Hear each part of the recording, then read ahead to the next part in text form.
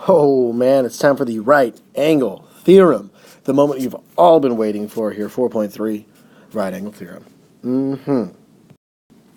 All right, it's time for a little thinky here. If you have two angles that are both supplementary and they are congruent, what do you think you know about them? Well, if they're supplementary, they add to 180, right? And if they're congruent, they're equal measure. Add to 180 and they're equal measure. I'm pretty sure that's going to be 90 and 90. So they are right angles. All right? If you have two angles that are both supplementary and congruent, then you've got right angles. Boom. There we go. Cool? Cool. All right, we got ourselves a proof without a diagram here. My goodness, that is terrifying. Oh, wait, no, it's not, because you can handle it. The angle bisector of the vertex angle of an isosceles triangle is also an altitude. So our given is that first portion, and the proving that it's an altitude, that is our, obviously, our proof statement. So the second half there is our proof. So let's draw up a diagram, and then let's also write our given and our proof. Okay, so I'm going to start with this triangle here. We'll call it A, B, C, and we'll say the angle bisector, that goes to D. So we've got a lot that we can put in here for our given.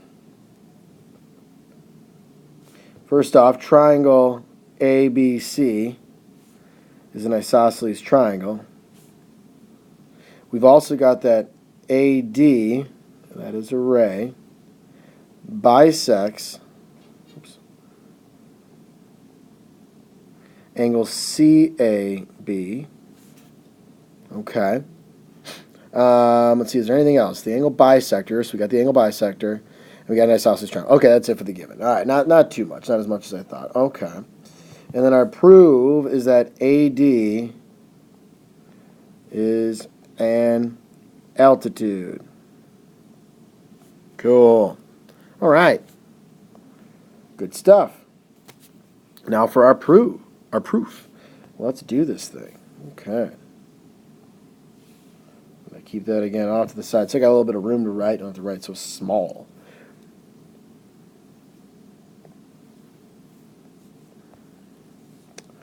So other than our given, where are we going to go?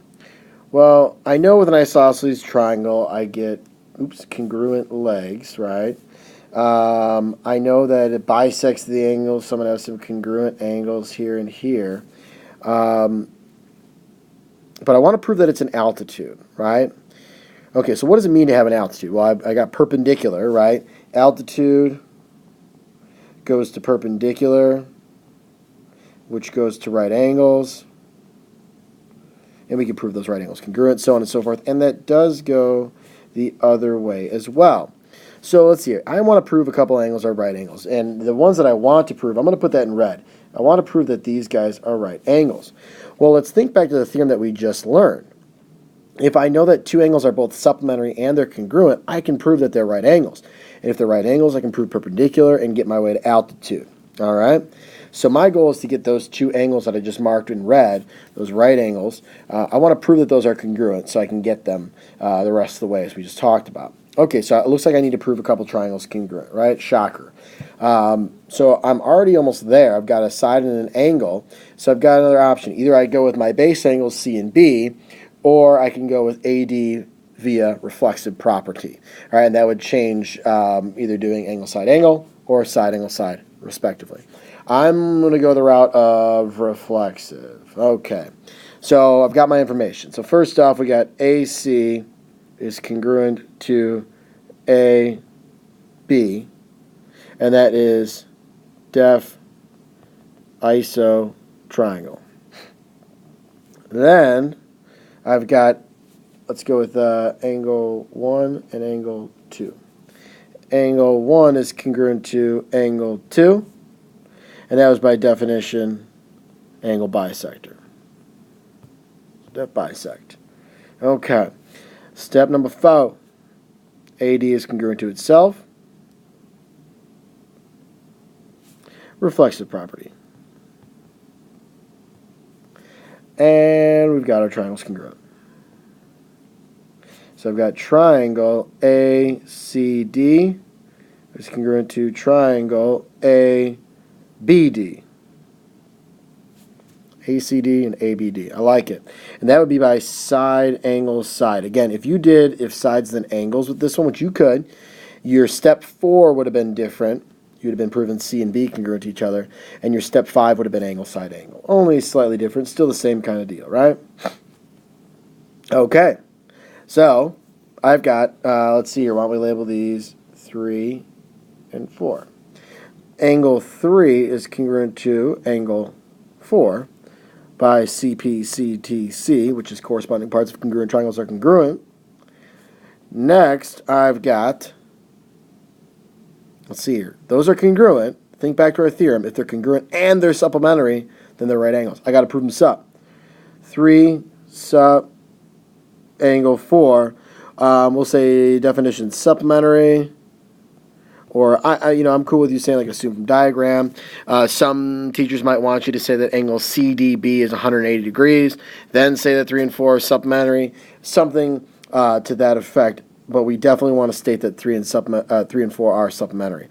Because our theorem relies on them being congruent and being supplementary. So angle 3 and angle 4 are right angles. Alrighty, and that would be the right angle theorem that we just learned, right? Right angle theorem. Or you could say supplementary angles that are supplementary and congruent are right angles. I'm cool with whatever. Why don't we do that? Be a little more descriptive, because that can be fun. Sup and congruent, then right angles. Cool, I like it. I like that better. Right angles. Alrighty. Number 9. We're getting there, kids. We're getting there. I think we're going to have to make a little room, though. A little roomy. Okay.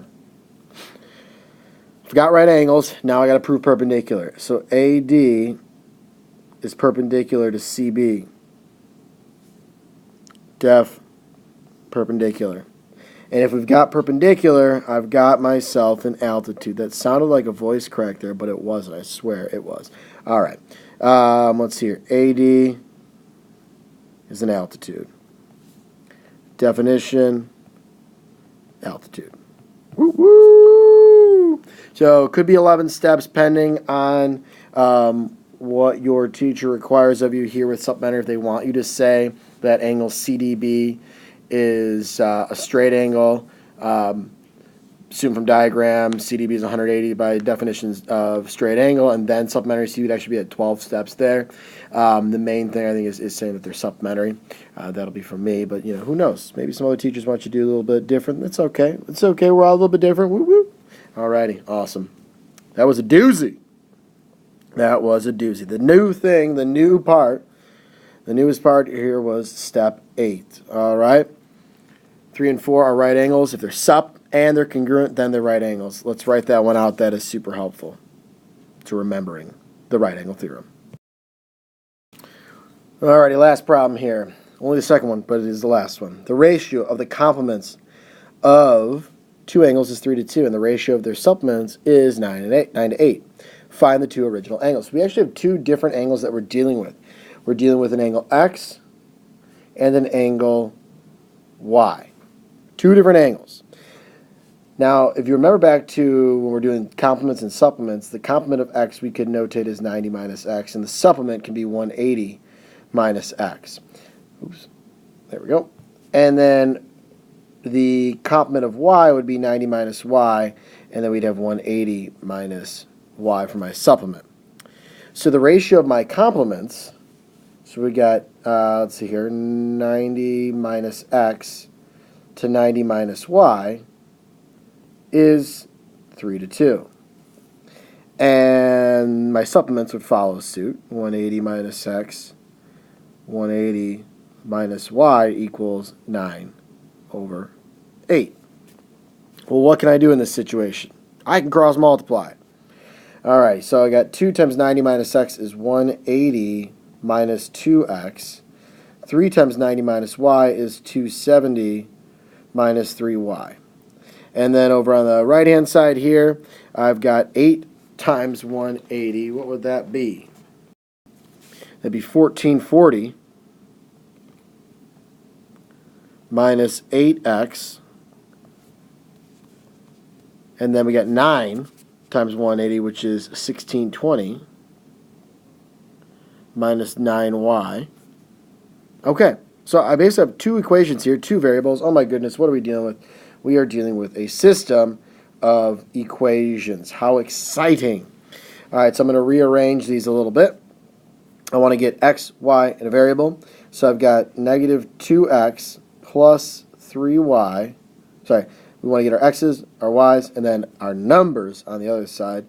270 minus 180 is 90. So I've rearranged this to look more like our system of equations. All right, I got to get the other one over here as well. So I've got negative 8x plus 9y equals, and if I subtract the 1440 over, I'm going to be left with 180. All right, not too bad. Now that I've got that all set up, the tricky part is setting it up, understanding what that question is even saying. Definitely a little tricky. So what do I want to do here? I think I'm going to multiply the top one by, how about a negative 3? That way I can cancel out my y's. So if I do that, I'm going to get 6x, positive 6x, minus 9y equals negative 270. So I'm dealing with these two now. I get negative 2x, my y's cancel, and I'm left with negative 90. So that means that x equals 45. That's one of my angles. How am I going to get it? How am I going to get my other angle? Well, I need to plug back into one of the equations. How about I use that top one? Negative 2 times 45, I've got to plug in my x, plus 3y equals 90. So negative 2 times 45, that's negative 90. Add it, 3y equals 180.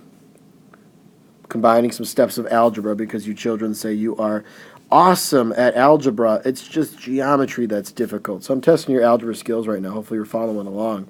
And boom, there we go. I've got my y, which is 60. So my two original angles are 45 and 60. Awesome.